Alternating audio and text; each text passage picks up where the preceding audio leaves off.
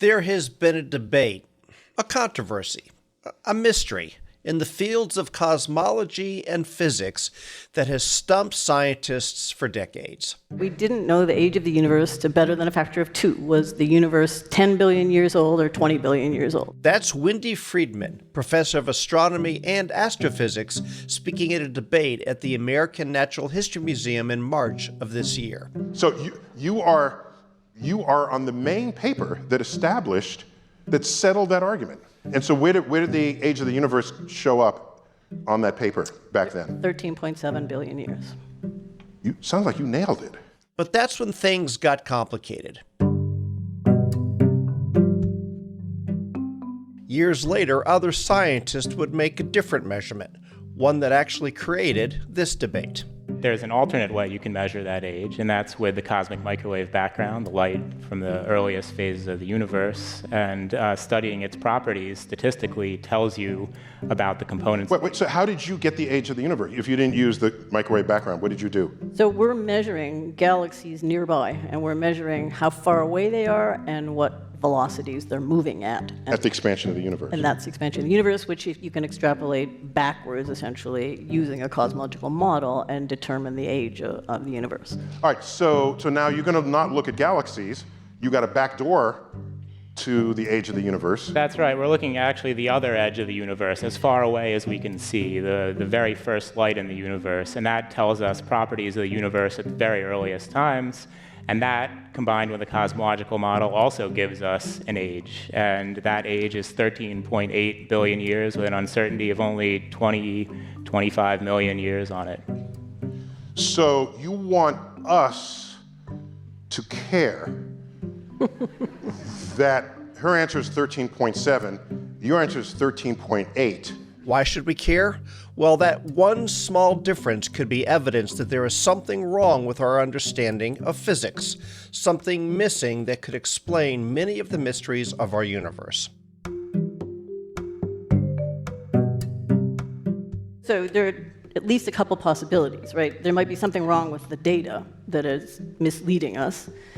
Or it could be that there's something missing in our model, our standard model that has the dark energy and dark matter we've been talking about, and that there's another physical something that we have not yet discovered, and this might point to that. This is the biggest story you probably haven't heard of, the kind of debate happening quietly in the back rooms of universities and academic institutions. Either you need to throw out all those old textbooks, or maybe we just need a bigger telescope. NASA's mission to journey beyond the stars is officially underway.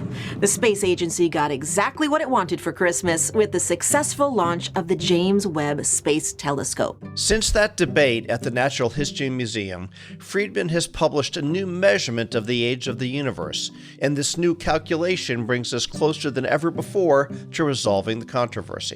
Well, I think, part of all of us, and myself included, it should be interesting to find something new, right? A discovery. There's something new about the universe that we don't know, and that, the standard model isn't right. And since she's right across the quad here at the University of Chicago, we had to have her on the podcast to walk us through this incredible story. The standard model right now is something we don't understand yet. And the dark energy, 2/3 of the overall matter energy density in the universe is in a form we don't understand. There's no physical explanation for it. So I think there's a real openness and interest, excitement in the idea, okay, we don't yet understand the standard model. Welcome to Big Brains, where we translate the biggest ideas and complex discoveries into digestible brain food.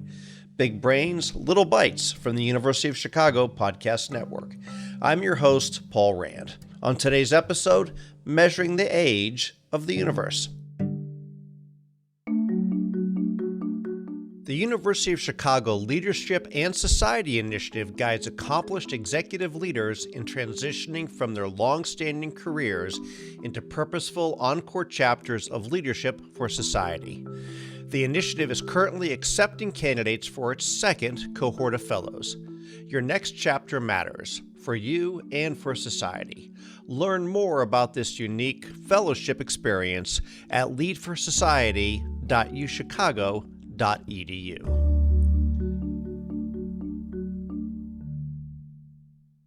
How would you go about calculating the age of the universe? It's not like there's a birth certificate lying around in some cosmic filing cabinet. There are different methods, but they all revolve around something called the Hubble constant. The Hubble constant measures how fast the universe is expanding at the current time. It's the parameter that allows us to calculate how old the universe is and how big the universe is. Anytime somebody hears the word expanding, I'm sure thoughts immediately come to mind. Something moving beyond or going up beyond the parameters that it has. Can you talk about when you say the universe is expanding, it's a little harder to conceptualize? Our tendency is to think of things that we know. If you think of an explosion or a sponge expanding in a cup or something of that nature, something is expanding into something else. That's our everyday experience. But with the universe, it's space itself that is expanding. It's not expanding into something. Space is literally being created as the universe is expanding. And will there ever be a point where you would expect the universe to stop expanding? That would depend on the composition of the universe. So if the density of matter were high enough, if we throw a ball into the air, that ball will be attracted back down to the earth because of the gravitational force. But if you give the ball enough of a kick, say like a rocket, it could keep expanding literally forever. So it depends on how much matter there is in the universe. And until the last few decades, in fact, we thought it was possible that there'd be enough matter in the universe, that matter density would be high enough, it could contract back on itself, and there might be an oscillating universe. So not just a hot Big Bang phase, but it would collapse back upon itself, maybe be a big crunch. But the most recent observations suggest that there isn't enough matter relative to a new discovery, a form of energy that's actually causing the universe to speed up in its expansion. It's what we call dark energy. So it appears from what we have learned in the last couple of decades that the universe is going to keep expanding forever. Trying to calculate just how fast that expansion is happening has a long history, and Freedman is just the latest main character in that story. It all started with someone named Henrietta Swan Leavitt. Henrietta Swan Leavitt was working at the Harvard College Observatory over a century ago now, and she was measuring stars.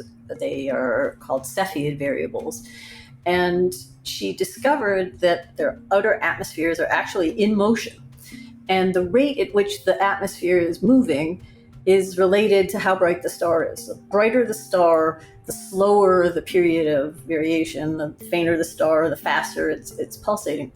If you could measure these Cepheid stars nearby where you knew how bright they were, so measure their distance, you get how intrinsically bright they are, and then you could measure these stars in other objects farther away.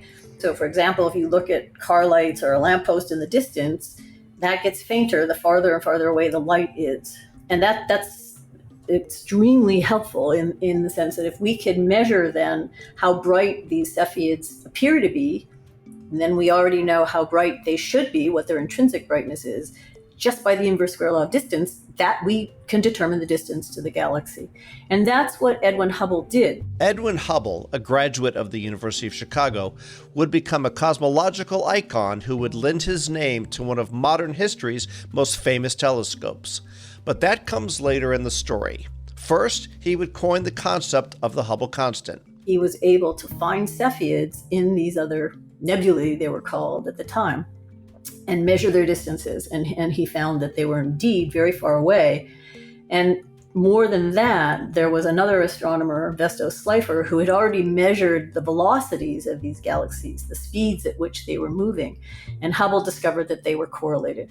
The farther away a galaxy is, the faster it's moving. And that's what led to this picture of an expanding universe. In 1929, Edwin estimated the very first calculation of the Hubble constant to be 500 kilometers per second per megaparsec.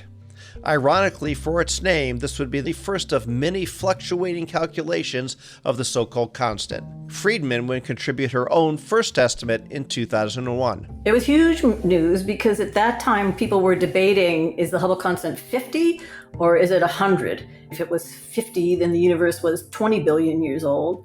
And if it was 100, it was only 10 billion years old. So we didn't know the age of the universe to better than a factor of 2 at that point. And then the Hubble Space Telescope was launched. 3, 2, 1, and liftoff of the Space Shuttle Discovery with the Hubble Space Telescope, our window on the universe. And just before that, we got new detectors in astronomy. And the detector that Edwin Hubble and up until the 1980s, astronomers had to use were glass photographic plates. And these just didn't have nearly the kinds of accuracy that we now have with electronic solid-state devices, the devices we now have in our phones, in fact. But they became available at astronomical observatories in the 1980s. And they're almost 100 times more sensitive. And those got flown on Hubble. This is Mission Control Houston. PDRS officer in the control room here confirms the Hubble Space Telescope is released. The shuttle is now keeping its distance from the Space Telescope as scientists make final adjustments before we get to see the clearest pictures ever seen in the history of astronomy. And those detectors not only could measure blue light, optical radiation, but also toward the red part of the spectrum. It allowed us to make measurements that were much more accurate, and we could solve, for the first time, resolve this debate over a factor of 2. So we measured a value of 72 or 73 for the Hubble constant. And, not to know the age to a factor of 2, that's a pretty big difference. Are you 35 or 70? It's a big difference. And so many other things in cosmology and astronomy depended on knowledge of the Hubble constant. And so having that finally straightened out, it was met with a lot of excitement. And for a while, we thought we were done in cosmology. But they weren't. It became possible to make measurements of tiny differences in the temperature of the background radiation, the remnant radiation from the Big Bang. You can then predict, based on those observations, which are really high accuracy, they're measuring 1 part in 100,000. It's just a spectacular measurement. And they get a different value for the Hubble constant than some of the measurements that we're getting locally by directly measuring the Hubble constant. And so they don't match up, these two values. We're measuring the expansion rate locally with the Cepheids. When we measure it with the Cepheids, that's what happens. And when you measure it using the microwave background observations and come to the present day, they don't hit each other. They're off by about 9% or so. 9% may seem small, but the implications of that number are massive, because the discrepancy means that either the measurements are wrong or there is something broken in our standard model of physics. And there have been now, probably at this point, over 1,000 papers that have been written to try and explain this, what people have called the Hubble tension, this difference between the microwave background and what we measure locally. But no one's been able to come up with an explanation. It just doesn't naturally arise. And there may be something wrong with the standard model, something missing, some fundamental piece of physics that we didn't know about. And we were basically stuck there until 3 years ago. Decollage liftoff from a tropical rainforest to the edge of time itself. James Webb begins a voyage back to the birth of the universe. The James Webb Telescope, our latest, most advanced way of peering into the universe, has allowed Freedman to just recently make a brand new calculation of the Hubble constant, one that brings us closer than ever to resolving the Hubble tension. That's after the break. Have you ever wondered who you are but didn't know who to ask? Well, then join Professor Eric Oliver as he poses the 9 most essential questions for knowing yourself to some of humanity's wisest and most interesting people. 9 Questions with Eric Oliver, part of the University of Chicago Podcast Network. As exciting as it may be to discover that there is something missing from our standard model of physics, throughout the history of the Hubble tension, there has always been another possibility, that the tools we're using just aren't advanced enough. Have these measurements been made to high enough accuracy that you can actually say there's a significant difference? And so when JWST was launched, we set out to measure the Hubble constant to even higher accuracy. is a larger telescope. Hubble is 2.5, it has a 2.5 meter diameter mirror, and JWST, which is the James Webb Space Telescope, has a 6.5 meter mirror. And it is optimized to look in the infrared part of the spectrum, whereas Hubble was optimized to look in the optical part of the spectrum. It was a great machine for discovering Cepheids because these Cepheid variables do most of their variation in the blue part of the spectrum. And most of the things that can affect your measurement, for example, there is dust between us and the stars that we're measuring, and we have to account for the presence of this dust. And that's best done at infrared wavelengths where you're not as affected by the presence of the dust. And so JWST has 4 times better resolution. That is, the clarity with which we can measure these objects is improved by a factor of 4. And the farther away something is, you look at something far away, it's smaller in the distance. So it gets compressed into we look at it with our detector and it's going to, smush in all these stars together, right? They're going to get crowded with each other and it's going to be hard to get an accurate measurement of the Cepheid or the tip of the red giant branch star, whatever we're using, the farther away it is. So JWST offers the possibility of disentangling these stars that have, become really hard to resolve with Hubble. And it has 10 times the sensitivity, so we get bigger signal from JWST. So our proposal was not just to rely on Cepheids and put everything in one basket. If we use only one method and there's something that we don't yet understand about the method, we can make the measurements as many, many times as we like, but we're still going to get the same kind of answer without ever knowing that something's wrong. So we propose to use 2 other methods in addition to the Cepheids, the tip of the red giant branch stars, and a new method we developed called, these are JAGB stars. They're red carbon stars that have a very small scatter in their luminosity. So they make a very good distance indicator. And all 3 methods we apply to the same galaxies. So we're using the same telescope, the same filters, the same detectors, everything's the same. We're measuring it 3 different ways. And if there are differences, then we can say, okay, how well can we actually measure the distances? Are there systematic effects in one or more of the methods? And by combining them, then we essentially average over any uncertainties and we get a much more robust measurement in the end by combining 3 measurements instead of relying on one type. And we have also used 2 different kinds of distant objects. These are supernovae, which are explosions at the end of their lives, and we can see them farther into the universe.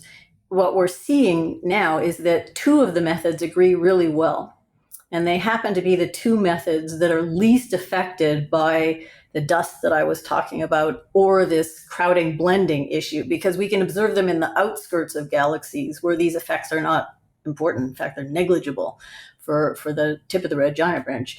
And so the 2 other methods agree with each other, and the Cepheids are an outlier right now.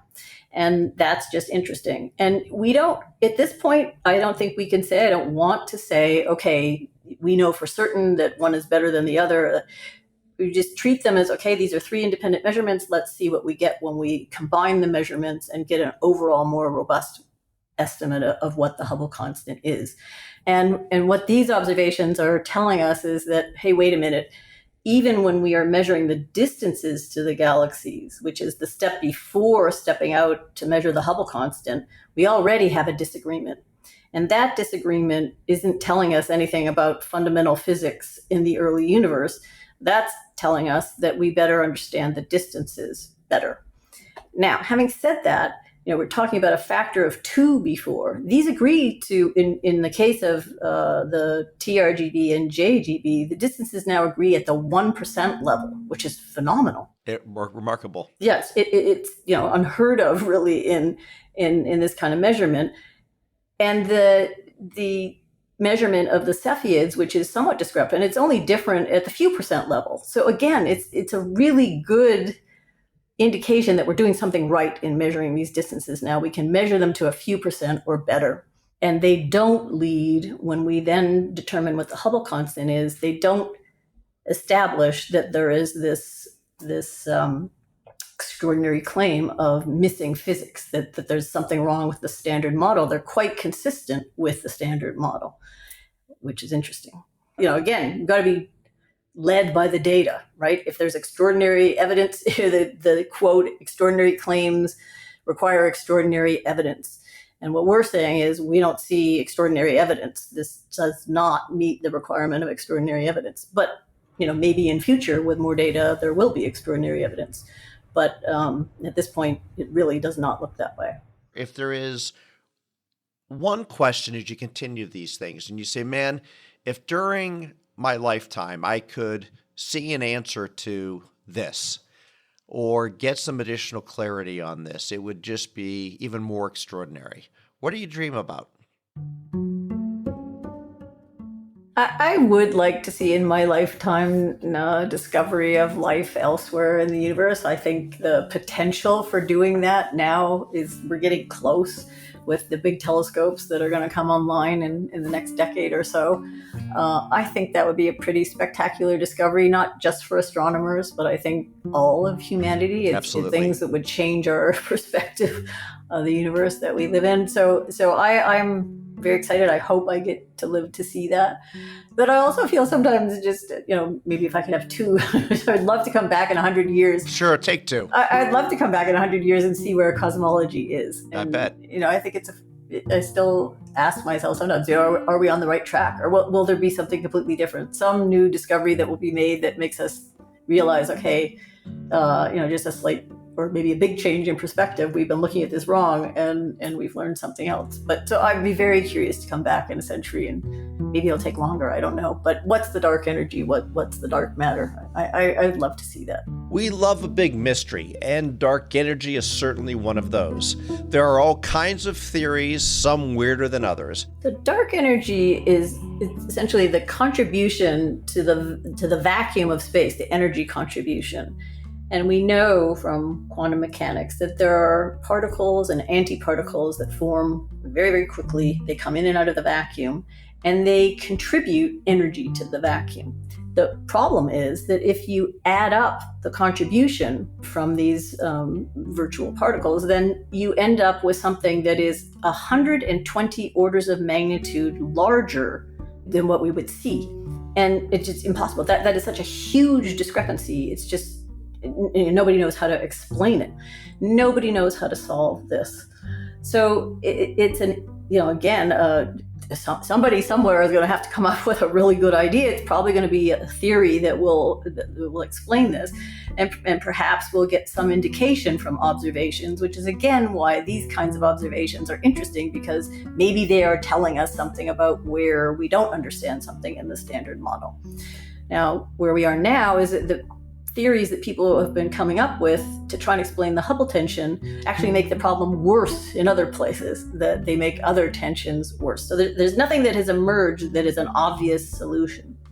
So I hope some young people out there who are entering the field are going to have, there's lots of discovery space that's open and available. Somebody in my shoes will come and ask somebody, what would you say to Wendy Freedman now?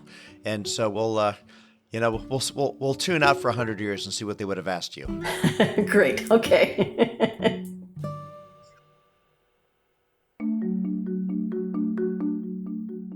Big Brains is a production of the University of Chicago Podcast Network. We're sponsored by the Graham School. Are you a lifelong learner with an insatiable curiosity? Access more than 50 open enrollment courses every quarter. Learn more at graham.uchicago.edu/bigbrains. If you like what you heard on our podcast, please leave us a rating and review. The show is hosted by Paul M. Rand and produced by Leah Cesarine and me, Matt Hodap. Thanks for listening.